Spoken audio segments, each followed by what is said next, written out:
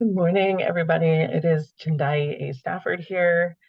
Um, and I just wanted to come on here because something came up and it was something that I planned on talking about anyways, but I think because the emotions are so raw right now, I wanted to get it recorded. So here I am. So what I wanted to talk about is I've been in the mental health and holistic health field for God, almost 10 years now. And one of the most frustrating things that I have continually dealt with is when you want somebody else's healing more than they want it, right? So, what do I mean by that? Like, when you know that you have the tools and you have the experience, you have all the information to get that person to a state of healing and healedness, if you will. And yet they don't follow through, they don't abide by it. And you're just like, I know that this will work if you just give it a shot, if you just put forth the effort into it. I know that you will come off on the other side of this a more healed individual. And it used to really frustrate me when I would have people come into my office as, a marriage and family therapist, and they would come in with whatever issues, and they are in a very what appeared to be a very broken state. And they start coming to you. You guys are doing, two times a week or once a week, and they come to you for maybe like a month, and you see that they are just on the brink of that breakthrough. And you can see, and even they have verbalized to you that they feel better. They can see um, just they can see a change in themselves. And when they start saying stuff like that, and it's a genuine, like you can tell, you do therapy for a while, you can kind of tell those people that are just like blowing smoke out their butt and just telling you what they want to, what they think you want to hear, which is funny to me. And I'm sure it's funny to other therapists and psychologists out there, um, because you're not hurting anybody but yourself. Like I am dealing with my own stuff and I'm doing what I need to do to heal. But like when you're sitting here thinking that you're telling me what I want, like what you think I want to hear, it's not hurting anybody but yourself. So let's be clear with that at first. Um, but it used to really just frustrate me because they would be getting these breakthroughs, getting these changes. And then it's like right before they get to that point where you can provide them with more tools. So, because therapy is not made to be a lifelong thing. Like, I don't want to see you in my office forever. I want to be able to help you work through those things that are immediately affecting you. And then I want to give you the tools so that you can take them and you can apply them to yourself in your own situations by yourself, like assisted if needed down the road. But the point and the purpose of therapy is to help you navigate and untangle that mess or chaos that you're in at the moment. And then we give you the tools needed so that you can do this on your own. And we give you those coping skills and just everything that you need to just be able to woosah, take it down a notch, think it through, and then move forward, right, on your own, because we don't want to have to be there. I'm not a life coach. I'm not here to coach you through your life. I'm here to help you navigate certain mental illnesses, um, and certain health challenges that are come up in the moment. So it's really frustrating to me when these people start leaving. They used to start leaving therapy because they're like, oh, I got enough. And then 6 months, a year later, here they come back. And then it's that same cycle over and over again. And then there are some people who I had in therapy that other clinicians in my practice had seen years prior. And then they come to me and they're like, I'm tired. Like, I am dead dog tired. I want change. And then they stay through the sessions, right? So even with holistic health, like I would have people come up to me saying, oh my gosh, I'm taking all this medication. I don't want to take any medication. Or, I have lupus. I've been diagnosed with rheumatoid arthritis, I have insomnia, whatever, like the whole list of things. And they're like, I've been watching you. I see that you've gone through this. Like, I need help, right? So I tell them the things that I do that have helped me, obviously proven to have helped me, because if you've seen down the years of my social media, you can see, right? And so then they're like, oh my gosh, like that's too expensive or you're too expensive. And I'm like, well, I mean, you can't get, something out of nothing. And so I'm like, okay, like I get it. And so I had like things that were free or, at a very decreased cost. And people don't want to invest in it. And yet they turn around and like a week later, I see them like posting about, oh my gosh, like I got the new Nikes. And I'm thinking, so you spent $275 on shoes. But when I told you that you could get a month's worth of these herbs, supplements, and other healing things that would have cost you less than that and lasted you a month, that was too expensive. So that used to really kind of tick me off too, to the point where I'm like saying to myself, oh yeah, those shoes are really cute. They're going to look really nice in your casket.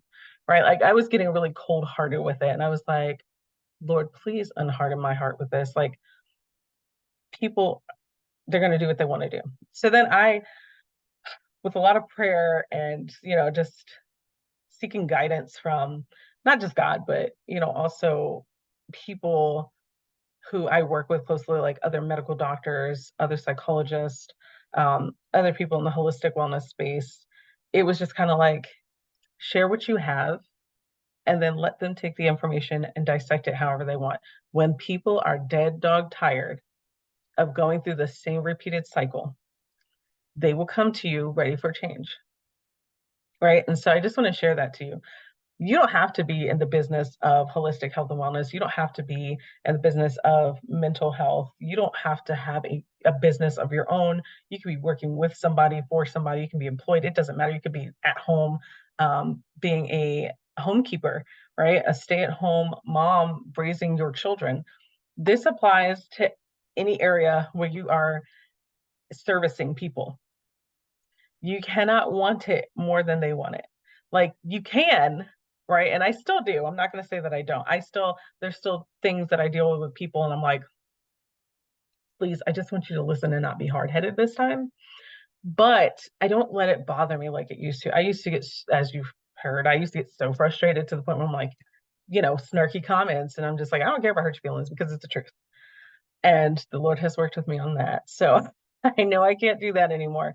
But I'm here to just tell you, like, keep sharing your information, keep serving powerfully, keep doing what you're doing, keep being yourself and giving that information. I have given away thousands of dollars worth of product information, like hundreds of thousands at this point, honestly, um, to people who just like take it and then they're like, oh, thanks, use it for a little bit. And then I'm like, I went to somebody's house a couple months back and I hadn't seen this person in a year and they bought something from me like 2 years ago and it's still sitting on their shelf. And I was just like, okay. And so they ended up there was no expiration, like it had not reached an expiration for this item. And so they gave it to somebody who come to their house with me because they're like, well, I use it, can I have it? But a lot of people are like, oh, well, like you're upset because they're not buying from you. That has nothing to do with it. Like you could buy it from somebody else. I could literally sit here and tell you, hey, yeah, like I drink happy juice and blah blah blah blah blah. And you can go buy it from Jen Venata or anybody else who's, associated with it. Dr. Lindsay Elmore, I don't care. Like, do I want the commission for it? Well, of course, I'm not gonna sit here and say no, right? I gotta live, I got a family to feed too. However, it's not necessary for me, it's not about the money. The money is a nice, benefit of it, but I want you to be healed. Like I want you to really be healed because I know what it's like to be sitting there crippled by mental illness and a physical ailment. And then to find something that actually works and helps you is just magical. So when you're in the service business, like whether you're serving at church, a school, wherever you're serving people, don't get so upset because, you're like, I have the information, but they just don't want to listen to it. They don't want to take it. So I just want to encourage you. People will, when they finally are at that really broken place, and it's so unfortunate that people have to get to this place, but when somebody gets to that place of brokenness and tired, they are just dog tired of repeating the same cycle over and over and over again. That's when they'll come. They got to mentally be ready for the change and everything that comes with it.